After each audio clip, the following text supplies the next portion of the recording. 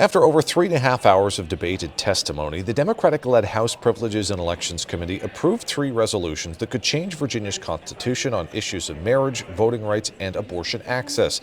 The latter was the one that took up the most time. Afterwards, Democrats say they're taking steps to protect access after Roe v. Wade was overturned. Since the Supreme Court's decision in Dobbs, we have seen some states enact dangerous abortion bans that have endangered the lives of women.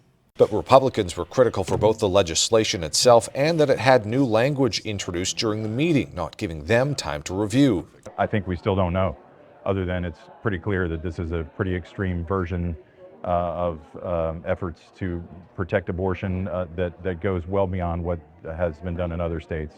The legislation says every person has a fundamental right to their reproductive freedom, and the state shall not infringe on that unless it has compelling interest. It defines that as maintaining or improving the health of the person seeking care consistent with clinical standards. Additionally, in Virginia, abortions are currently allowed through the second trimester and in the third if 3 doctors agree to save the life or well-being of the mother. The amendment would remove the requirement for more than 1 doctor to sign off. Regarding the other legislation, one would automatically restore the voting rights of felons after they've served their time in prison. Supporters say Virginia is the only state that doesn't have that process in place, instead requiring people petition the governor, with the success rate of that depending on the administration. A system that gives one person the sole authority to restore voting rights to formerly incarcerated citizens is untenable. While critics of the plan raise concerns that the language in the legislation would mean people convicted of felonies who aren't sentenced to prison time and only have probation or have to pay restitution would never lose their right to vote. Yes, we want people to have their rights back, but they have to pay back the victims. They'll feel better about themselves.